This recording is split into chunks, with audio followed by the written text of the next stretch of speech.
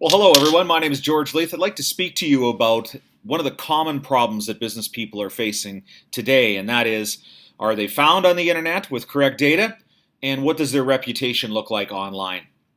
And with the advent of the mobile device, it means that every consumer out there has a computer in their pocket and is able to search for everything that they do and everything that they have the potential to consume, and they're even searching for what friends they want to hang out later tonight using social media. So if we take a look at this graphic, we see that from the time that a person wakes in the morning until they go to bed at night, they're searching for everything that they do and everything that they consume.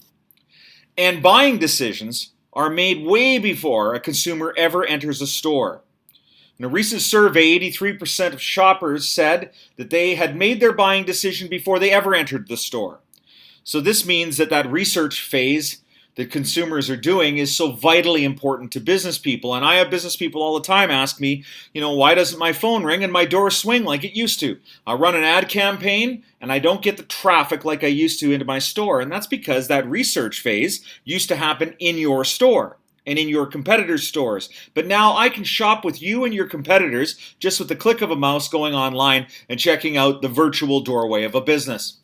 Mobile device is what created this. Smartphones, tablets, and even desktop computers are now in laptop form. It's very easy for me to do this searching, and everyone is carrying around a personal computer in their pocket that's more powerful than the computer that put a man on the moon. In fact, in a recent survey, Google says that there are more smartphones in the world than there are toothbrushes.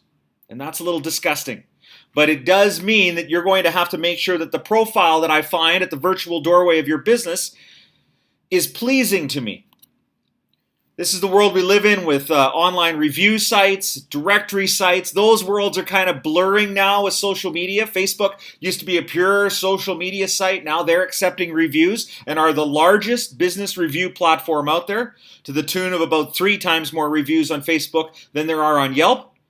Google Plus used to be local places, used to be Google Maps, but that information that's inside Google Plus on a business is now powering all of the Google local data. And Twitter, I had someone say to me the other day that Twitter is just for teenage girls. Well, Twitter brought down a government in Egypt and is a common source of leads for business people that use it properly. So this is the world that we live in online, and we need to be aware of those things. Consumers are controlling the conversation online.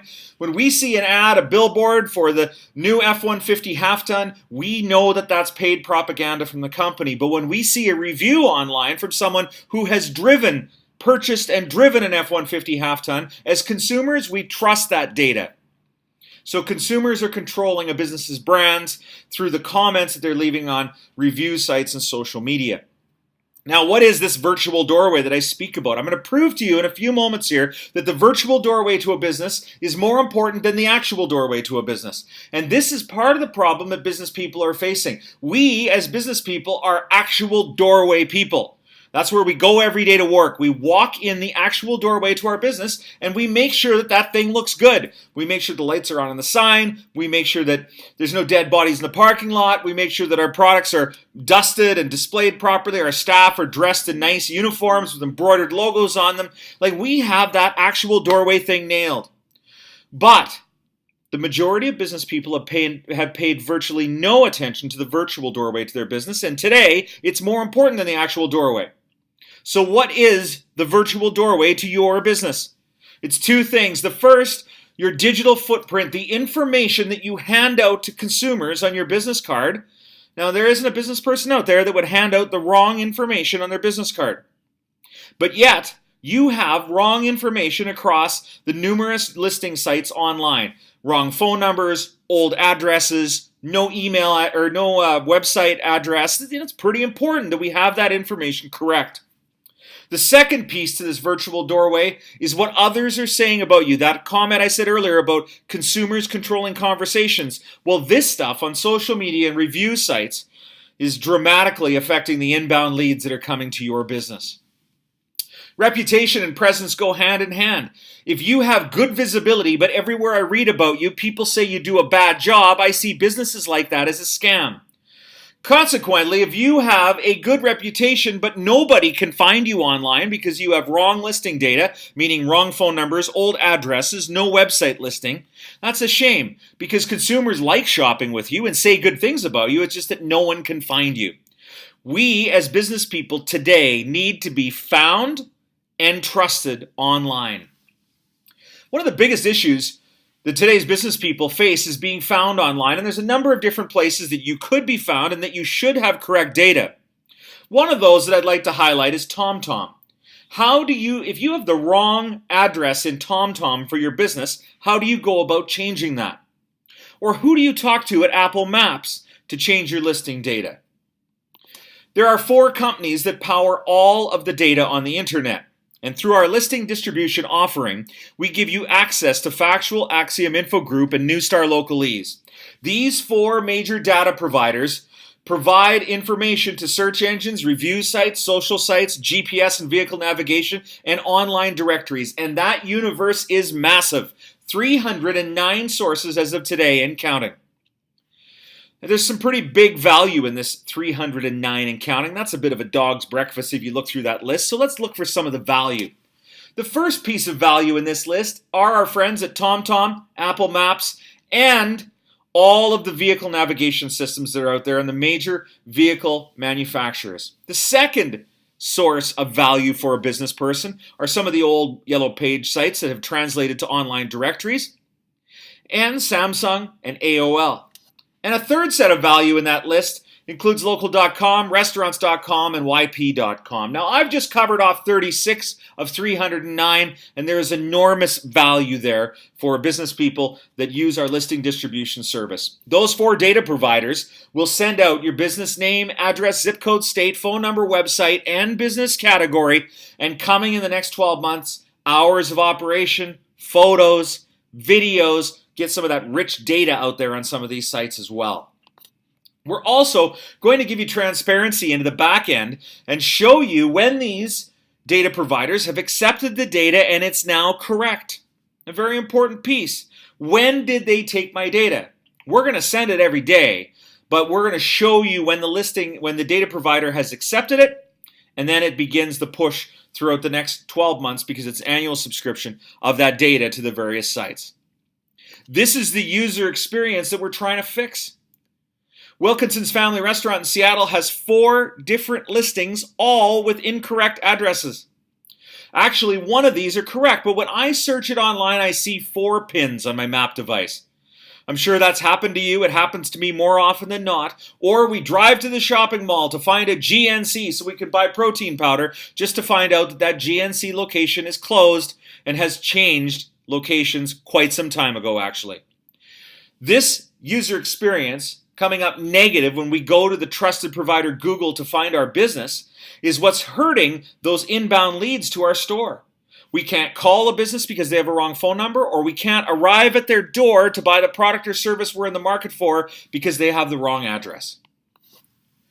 The other thing that you need to do and that we are able to offer utilizing our reputation management solution is the ability to monitor your listings.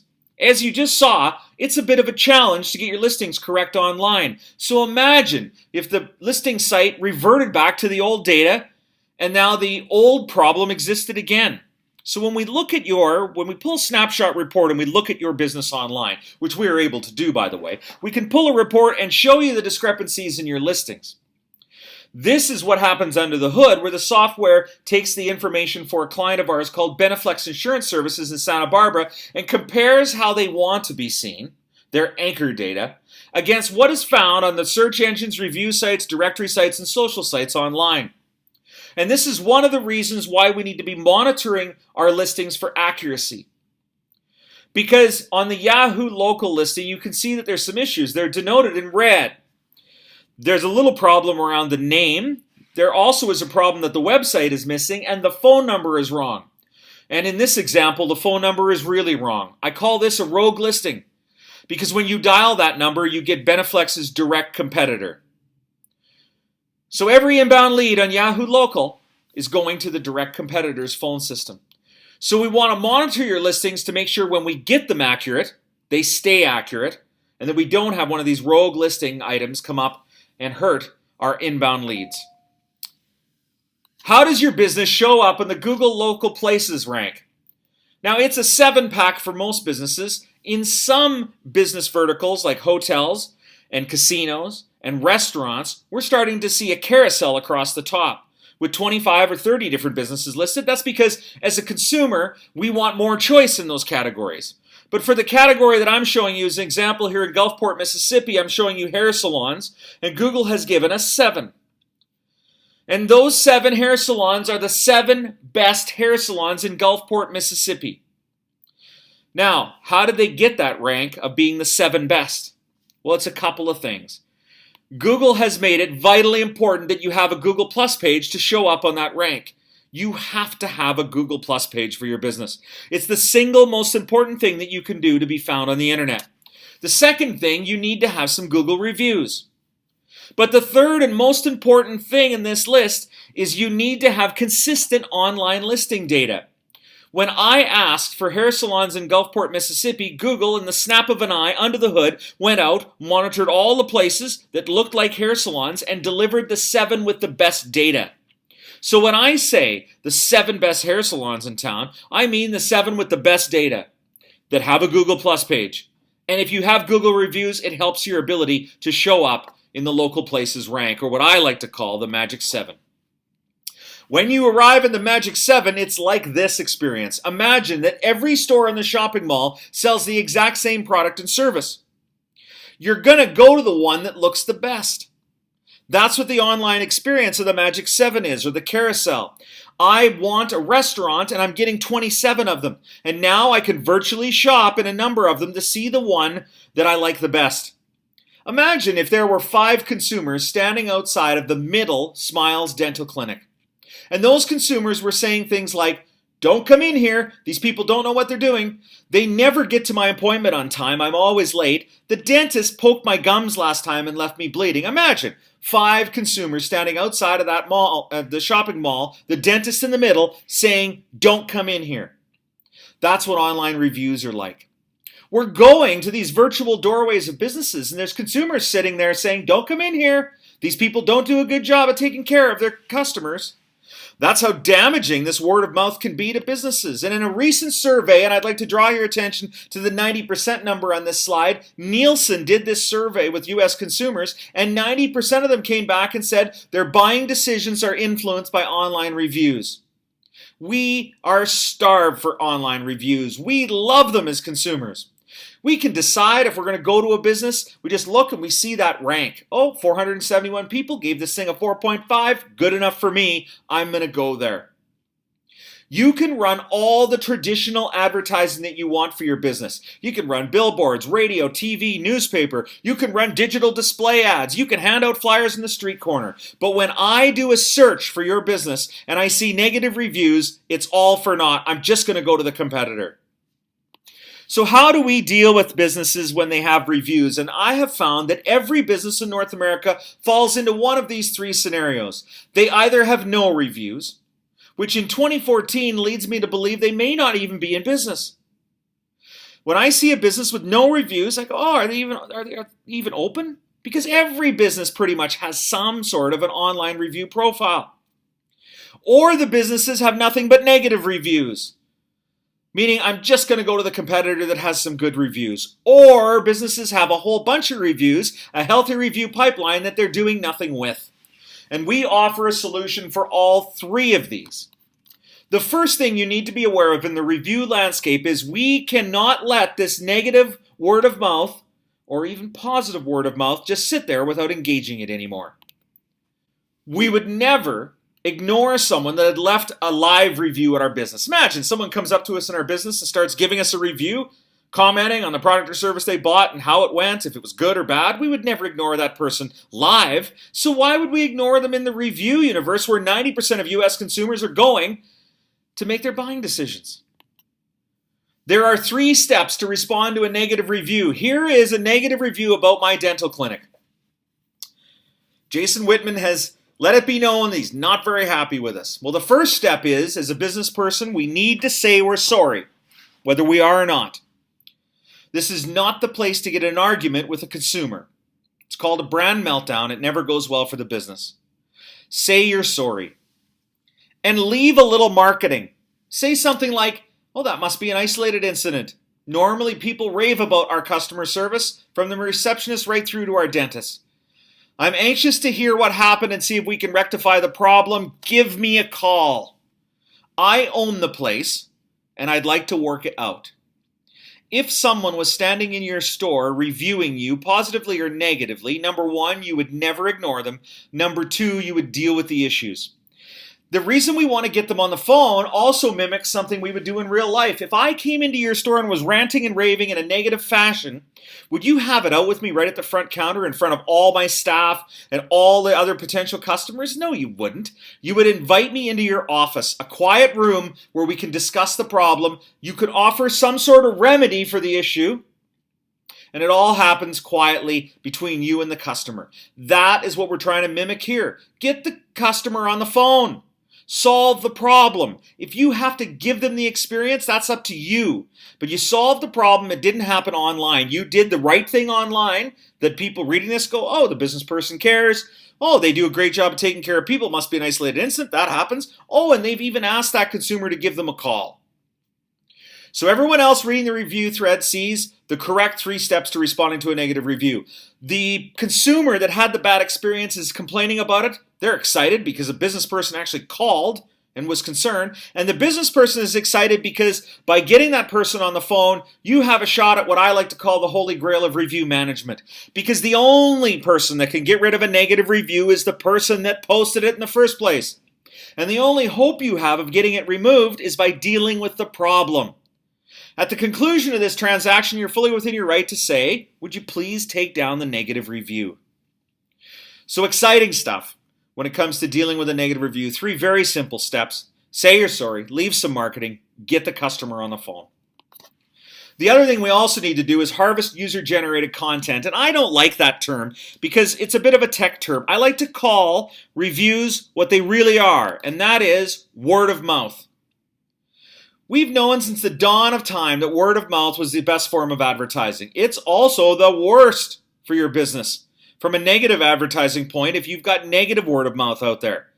That's why negative reviews need to be dealt with, and positive reviews, we can take them with our solution and harvest those positive reviews and send them out on your social media channels with the click of a button. Here's a positive review. We better say thank you to this. This is our best customer. Imagine. The positive reviews are tough to get. They're kind of like unicorns. You don't see a lot of unicorns nowadays. A positive review is a tough thing to get because if we buy something, pay for it, and it does what we wanted it to do, we're not apt to go leave a positive review. We're like, oh, I paid money and that thing did what it was supposed to. A negative consumer will crawl across shards of broken glass to leave a negative review and complain about you, but a positive consumer isn't that keen on leaving you a positive review. So when we get one, we better take care of it. If I ever found a unicorn, I would take good care of it because it's a very valuable thing. So when we get a positive review, let's leave a comment and also leave a little bit of marketing. Hey, thank you very much for your positive review. We appreciate you as a consumer. Come by our Customer Appreciation Day next Saturday. We're going to have a barbecue, games for the kids, prizes. Come on out. Thank you to my best customer. Because we're finding more and more that these best customers, or brand ambassadors as I like to call them, they're very valuable to have. Someone attacks our brand on social media and look what happens. Rita McCann attacks our brand on social media. Sheila Wright and Val Sander, my beautiful unicorns, ride onto the battlefield of social media and say, oh, wait a minute. You must have gone to that clinic on a bad day. I've been going there for 7 years and have never had a problem. Val Sander, no way. My whole family goes there and they're absolutely the best. These 2 women have protected my brand. They are my brand ambassadors. One thing that's not going to work, and that is making up phony positive reviews. 19 companies in New York did this last year, and Eric Schneiderman, the Attorney General of the state of New York, was quoted in the September 22nd, 2013 edition of the New York Times that they fined these 19 companies $350,000 in penalties because what they were doing was they'd find a business with negative reviews, phone them up and say, hey, we can help you with this. We'll put a bunch of phony positive reviews on there and we'll knock those things down. because it really is just a numbers game. If you've got 5 negative reviews, get 25 positive reviews, and that'll balance them out.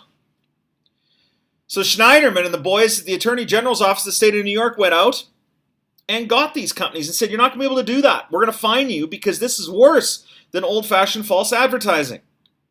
That's how important online reviews have become for businesses. So you may ask yourself, how do I get some unicorns? How do we get some positive reviews? We've already highlighted the fact that it's tough to get them. So how do I get these things, these unicorns? You have to ask for them. And you need to get positive reviews to help you deal with 2 situations that you're facing in your business. When you have no reviews or you have nothing but negative reviews, you need to get some positive reviews to help that numbers game out. We found that a very simple process will help you to do that. You might want to use some sort of a postcard system where you hand out a postcard that exposes the URLs of the review sites that you want positive reviews on. Get your staff to hand those things out so that you can start getting some positive reviews. You need to change what happens in your business on a daily basis so every staff member is asking for reviews. Because what we found is you can hand out thousands of these reviews, like Michael did here at Jubilee Ford, handed out a whole bunch of these review postcards, but he only received a small percentage of them back. Again, I paid you money, Michael. Things went great. I'm not really going to leave you a positive review. So that's why we have to ask for them. That will help you with scenario 1 and 2, no reviews and negative reviews. And what about businesses that fall into category number 3, where they have a healthy review pipeline that they're not managing? One of the major issues that keeps business people up at night are my staff following the policies and procedures that I've set out for my business and treating our customers right. And our review management solution gives you reviews without you having to go out and find them. We scour the internet, we find all of the places where you've been talked about, and we deliver you those reviews. Because we have found that reviews are excellent management tools. Good reviews help you give accolades to the staff members that receive them and set goals for your staff. Let's go get 20 positive reviews next month. Bad reviews show you staff that require more training or maybe policy issues in your company that you need to change. And we deliver these reviews in email alerts. Up to 6 people in your business organization can receive reviews as an email alert the very next day. So if a review is populated on a review site today and you subscribe to the service, tomorrow morning in your email you're going to receive that review, positive and negative, and then you can take the actions that we spoke about earlier. Well, I hope that this has been useful for you to show you how, with our reputation management solution, that we are able to benefit your business. My name again is George Leith, and thank you very much for joining me.